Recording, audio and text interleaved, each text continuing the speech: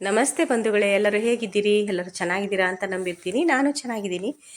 ನಮ್ಮ ಮಲೆನಾಡಿನ ಸ್ಟೈಲ್ ಅಂತ ಮೀನು ಸಾರು, ಬಂಗಡೆ ಮೀನು ಸಾರು ಮಾಡೋಣ ಬನ್ನಿ. ಇವತ್ತು ಹೇಗೆ ಮಾಡ್ತೀವಿ ನಾವು ನಮ್ಮ ಮಲೆನಾಡಲ್ಲಿ ಅಂತ. ಬಂಗಡೆ ಮೀನು ಜೊತೆಗೆ ಒಂದು ಮೀನು ಕೊಂತಿ ಅಂತ ಒಂದು ಮೀನು ಕೊಟ್ಟಿದ್ರು. ಅದು ತುಂಬ ಚೆನ್ನಾಗಿರುತ್ತೆ, ಮಟನ್ ಸಾರು ಇದ್ದಂಗೆ ಇರುತ್ತೆ ಅದು ಕೂಡ.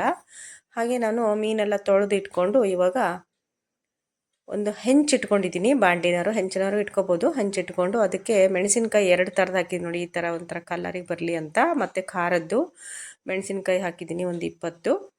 ಅದ್ರ ಜೊತೆಗೆ 2 ಸ್ಪೂನು ಧನಿಯಾ, 2 ಸ್ಪೂನು ಕಾಳುಮೆಣಸು ಹಾಕಿದ್ದೀನಿ. 2 ಸ್ಪೂನ್ ಧನಿಯಾ, 2 ಸ್ಪೂನು ಕಾಳುಮೆಣಸು, ಹಾಗೆ ಒಂದು 20 ಎಲೆ ಕರಿಬೇವಿನ ಎಲೆ ಹಾಕಿದ್ದೀನಿ. ಹಾಗೆ ಒಂದು ಅರ್ಧ ಸ್ಪೂನಷ್ಟು ಮೆಂತೆ ಹಾಕಿದ್ದೀನಿ. ಅದನ್ನೆಲ್ಲವನ್ನು ಡ್ರೈಯಾಗಿ ಹುರ್ಕೋಬೇಕು.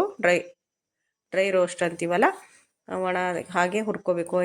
ಎಣ್ಣೆ ಏನು ಹಾಕೋದಿಲ್ಲ ನಮ್ಮ ಕಡೆ, ಹಾಗಾಗಿ ಆಯಿಲೆಲ್ಲ ಹಾಕಿ ಹುರ್ಕೊಳ್ಳೋದಿಲ್ಲ. ಹಾಗೆ ಡ್ರೈಯಾಗಿ ರೋಸ್ಟ್ ಮಾಡ್ಕೊಳ್ಳೋದು.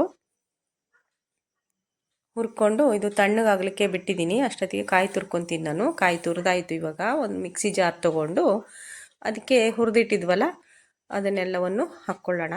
ಹಾಕ್ಕೊಂಡ್ಬಿಟ್ಟು ಇವಾಗ ನೋಡಿ, ಒಂದು ಅರ್ಧ ಅಷ್ಟು ಈರುಳ್ಳಿನ ದಪ್ಪದಾಗಿ ಹೆಚ್ಚಿಟ್ಕೊಂಡು ಹಾಕ್ತಾಯಿದ್ದೀನಿ. ಅರ್ಧ ಈರುಳ್ಳಿ ಸಾಕಾಗುತ್ತೆ. ನಾನು 1 kg ಮೀನು ಸಾರು ಮಾಡ್ತಿರೋದಿಲ್ಲಿ. ಒಂದು 7-8 ಜನ, 6-7 ಜನ ತಿನ್ಬೋದು.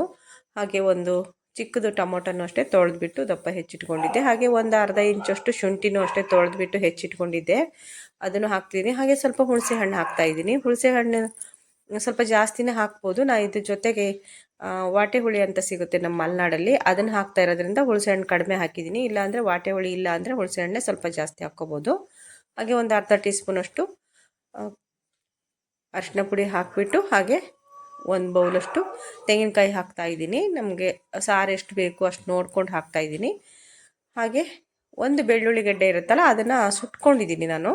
ಹುರ್ಕೋಬೋದು ಅಥವಾ ಸುಟ್ಕೋಬೋದು. ಸುಟ್ಕೊಂಡು ಅದನ್ನ ಸಿಪ್ಪೆ ತೆಗೆದು ಹಾಕ್ತಾಯಿದ್ದೀನಿ. ಹಾಗೆ ನೈಸಾಗಿ ನೀರು ಹಾಕಿ ನೈಸಾಗಿ ರುಬ್ಕೊಂಬಂದಿದ್ದೀನಿ ನೋಡಿ, ಎಷ್ಟು ನೈಸಾಗಿದೆ.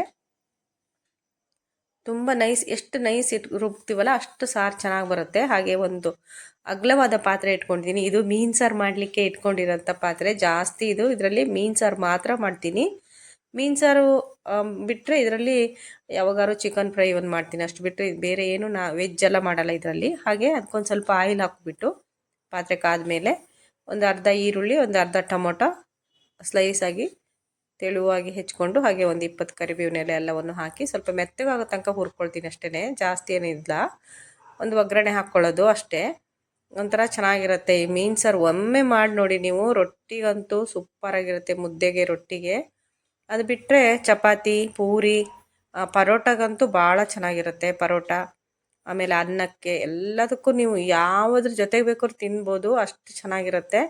ಆಮೇಲೆ ಸ್ವಲ್ಪ ಮೆತ್ತಗಾದ ತಕ್ಷಣ ನಾವು ರುಬ್ಕೊಂಡಿದ್ವಲ್ಲ ಮಸಾಲೆಯನ್ನು ಎಲ್ಲವನ್ನು ಹಾಕಿ, ಅದೇನು ಹುರ್ಕೊಳ್ಳೋದೇನು ಬೇಡ, ಎಣ್ಣೆಲೆ ಹುರಿಬೇಕಂತೇನಿಲ್ಲ. ಹಾಗೆ ಸುಮ್ಮನೆ ಒಂದು ರೌಂಡ್ ಆಡಿಸ್ಬಿಟ್ಟು ಹಾಗೆ ತೊಳೆದ್ಬಿಟ್ಟು ಜಾರನ್ನು ತೊಳೆದ್ಬಿಟ್ಟು ಹಾಕ್ತಾಯಿದ್ದೀನಿ. ಎಷ್ಟು ನೀರು ಬೇಕೋ ಅಷ್ಟು ಇವಾಗಲೇ ಹಾಕ್ಕೋಬೋದು ನಾವು, ನಮ್ಗೆ ಸಾರು ಎಷ್ಟು ಗಟ್ಟಿ ಬೇಕು.